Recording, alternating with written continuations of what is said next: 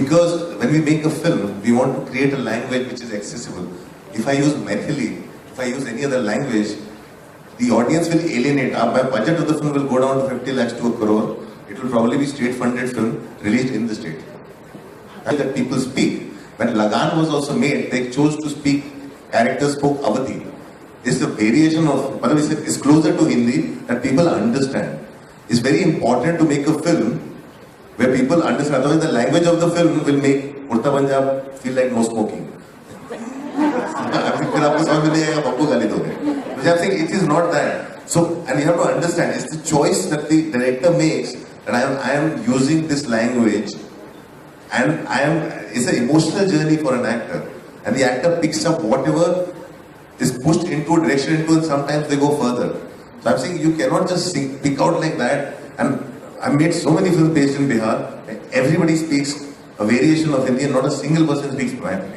I'm saying one should stop with that kind of a judgment, especially just because somebody has, you see her doing only mainstream films.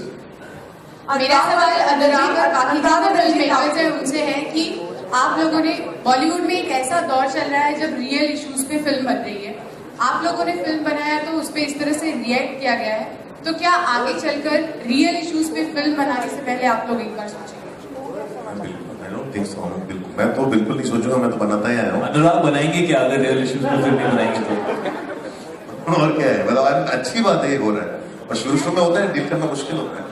दूसरी चीज, प्रहलाद नीलानी और sensor board ने इस पे इतना सवाल उठाया है. प्रहलाद नीलानी ने जो खुद फिल्में बनाई हैं उनमें इतने अब्यूजिव वर्ड्स हैं. बीइंग अ डायरेक्टर उस पे आपका क्या ओपिनियन है? बीइंग अ डायरेक्टर उस पे आप क्या कहना चाहिए? I think you know is very, इतना हम लोग जितने मॉरलिस्टिक बन जाते हैं ना, मैं बहुत बार पहले भी कह चुका हूँ कि मुझे अगर किसी चीज से दिक्कत है मैं देखने नहीं जाऊंगा, बल्कि मैंने आंखें देखी है और मैंने शोला और शबनम देखी है. मैं कॉलेज में था, मैंने दोनों ही फिल्में, मुझे मजा आया. मैं गोविंदा का फैन रहा हूँ, ठीक है. So I will not sitting here in the judgement.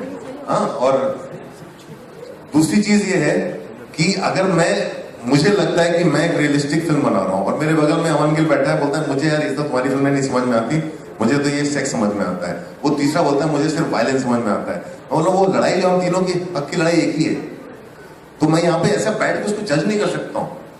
मुझे मेरा कितना भी आर्ग्यूमेंट हो किसी के साथ, वो पर्सनल लेवल पे, मैं बोलूंगा कि हाँ मेरी जो सेक्स कॉमेडी जो हमने हंटर की थी वो ज्यादा रैशनल है, और तुम्हारी जो सेक्स कॉमेडी है वो वाहियात है. वो हमारी लड़ाई है, वो रहेगी, लेकिन रिलीज करने का और बाहर अपनी बात कहने का हक दोनों को उतना ही बराबर है. सो वो जो चीज है, आई थिंक वो हमें बंद कर देना चाहिए. हम अगर प्रहलाद नीलानी के इंटरप्रिटेशन से हमें दिक्कत है तो हमें अपनी दिक्कत वहीं तक सीमित रखनी चाहिए. उन्होंने पास्ट में क्या फिल्में बनाई हैं, इतनी मास में जाके लोगों ने देखी हैं, तो कहीं ना कहीं उस फिल्म ने कुछ तो एंटरटेन किया है किसी को. तो फिर हम अभी बैठ के रिट्रोस्पेक्ट में अपने आप को इतना सुपीरियर क्यों बन जाते हैं कि अरे उन्होंने देखो क्या किया था. मेरा उनका प्रॉब्लम अभी से है, अभी उनको क्या हो गया.